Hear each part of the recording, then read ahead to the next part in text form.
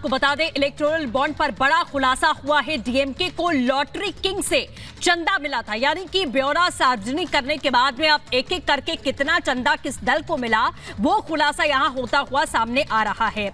आपको बता दें, फ्यूचर गेमिंग से डीएमके को 509 करोड़ मिले। इसी के साथ में बीजेपी को 6,986 करोड़ का इलेक्टोरल बॉन्ड मिला। बीजेडी की अगर बात करें तो 944 करोड़ चुनावी बॉन्ड बताया जा रहा है और कांग्रेस की बात करें तो 1,334 करोड़ के चुनावी बॉन्ड की जानकारी यहां पर मिलती हुई नजर आ रही है। तो बड़ी जानकारी आपको दे रहे हैं कि जो इलेक्टोरल बॉन्ड को लेकर के जानकारी साझा करने के लिए कहा गया था, उस पर बड़ा खुलासा हुआ है, जिसमें बताया जा रहा है कि कांग्रेस को 1,334 करोड़, डीएमके को 509 करोड़, बीजेपी को 6,986 करोड़ का इलेक्टोरल बॉन्ड मिला है। बीजेडी को वही 944 करोड़ के चुनावी बॉन्ड मिले हैं। और आपको बताएं कि डीएमके को लॉटरी किंग से, फ्यूचर गेमिंग से पैसे मिले हैं, 509 करोड़ का चंदा मिला है, ये जानकारी मिली है।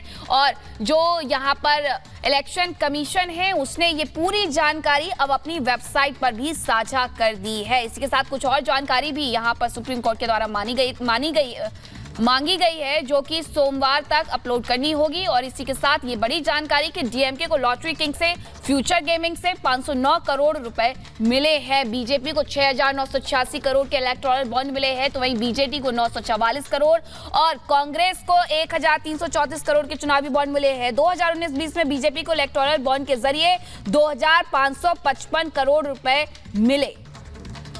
तो बिल्कुल ये बड़ी खबर, ये पूरा डेटा निकलकर सामने आ चुका है। आपको लगातार जानकारी दे रहे हैं। 2019 और 20 में बीजेपी को इलेक्टोरल बॉन्ड के जरिए 2,555 करोड़ मिले थे। तो पूरा डेटा यहां पर सामने आ चुका है। गोपनीयता को लेकर सवाल यहां खड़े हुए थे।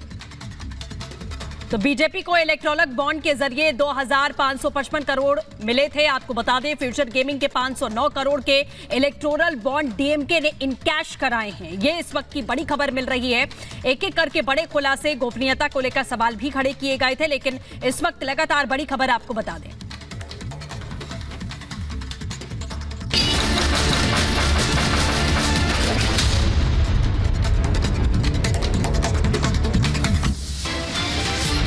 यूट्यूबर एल्विश यादव को नोएडा पुलिस ने किया गिरफ्तार। सांपों के जहर सप्लाई मामले में हुई है गिरफ्तारी। थोड़ी देर में एल्विश यादव को कोर्ट में पेश करेगी पुलिस। 14 दिन की पुलिस रिमांड मांगेगी नोएडा की पुलिस। चुनाव आयोग ने शेयर की चुनावी बॉन्ड की जानकारी, वेबसाइट पर डाली गई है चुनावी बॉन्ड की नई जानकारी। महादेव बैटिंग ऐप केस में भूपेश बघेल और 21 अन्य लोगों के खिलाफ में मामला दर्ज किया गया। इकोनॉमिक ऑफिस विंग ने दर्ज किया है केस।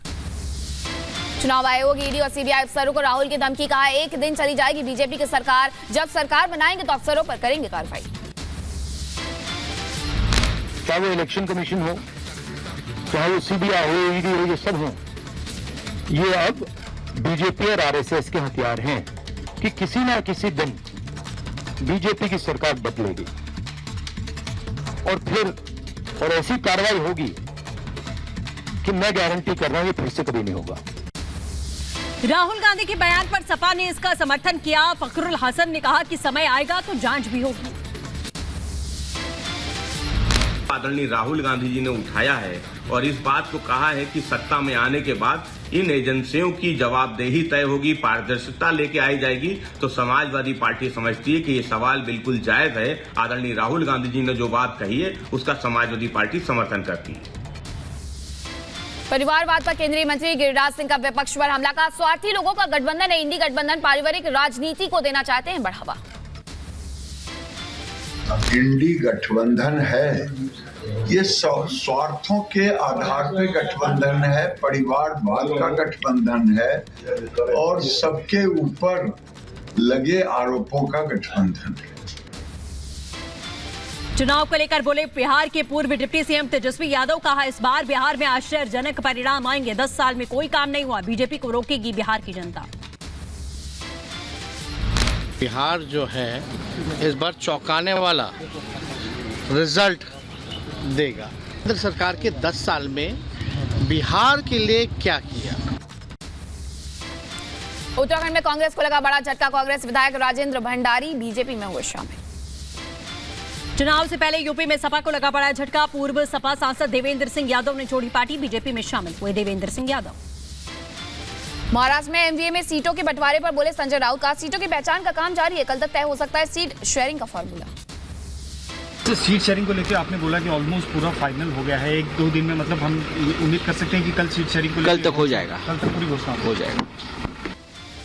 राहुल गांधी की यात्रा पर नेशनल कॉन्फ्रेंस प्रमुख फारूक अब्दुल्ला का बयान, कहा देश को एकजुट करने का काम कर रहे हैं राहुल गांधी। राहुल गांधी जी ने पहले साउथ से नॉर्थ किया था, आज ये ईस्ट से वेस्ट आ गए और भारत को जोड़ने की कोशिश कर रहे हैं। हमारे सेकुलर कैरेक्टर को, हमारी जो परंपरा है उसको मजबूत करने की कोशिश कर रहे हैं। कांग्रेस नेता जयराम रमेश का बयान का कार्य समिति की बैठक के बाद जारी होगा घोषणा पत्र। लोकसभा चुनाव से पहले तेलंगाना में बीआरएस को झटका, बीआरएस सांसद डॉक्टर रंजीत रेड्डी ने पार्टी से इस्तीफा दिया। गांधी परिवार ने छोड़ी अपनी पारंपरिक सीटें, सूत्रों के हवाले से जानकारी, रायबरेली से प्रियंका और अमेठी से राहुल का चुनाव लड़ने से इनकार। एक बार फिर आरएसएस के सरकारवाहक बने दत्तात्रेय होस बोले, कहा लोगों के दिलों में उतर रहा है संघ, समाज में संघ का प्रभाव भी बढ़ रहा है और समाज में संघ के प्रभाव बढ़ते जा रहा है। श्री राम जन्मभूमि और उस पर एक मंदिर, यह भारत के सभ्यता का प्रतीक है, संस्कृति का प्रतीक है।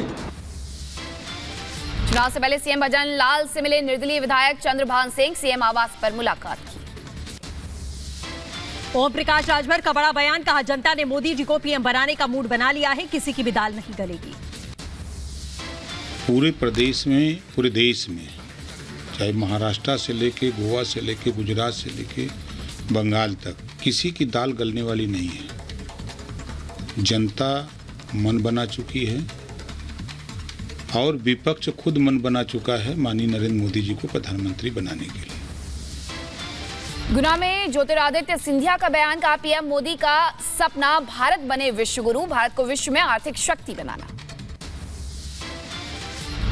प्रधानमंत्री जी का संकल्प है कि भारत का सफर 2024 से 2047 तक, भारत के अमृतकाल से शताब्दी काल तक भारत को विश्व गुरु बनाना है। चुनाव से पहले असम के पूर्व सीएम सर्बानंद सोनोवाल का बयान, कहा उम्मीद है कि चुनाव में जीत के बाद में चाहे उद्योग और चाहे श्रमिकों के हित के लिए आवश्यक कदम उठाएंगे। बीजेपी नेता तेजस्वी सूर्या का बड़ा बयान आया सामने, कहा कर्नाटक में बीजेपी पिछली बार की तरह बेहतर प्रदर्शन करेगी, मोदी जी को तीसरी बार पीएम बनाने के लिए देश कर रहा है वोट का इंतजार। मध्य प्रदेश के पूर्व सीएम शिवराज सिंह चौहान का कांग्रेस पर हमला, कहा जिस पार्टी का आत्मविश्वास हिल गया उसका क्या होगा। राहुल गांधी जी तो ऐसे कप्तान हैं जिनको ये पता ही नहीं कि कब क्या करना चाहिए।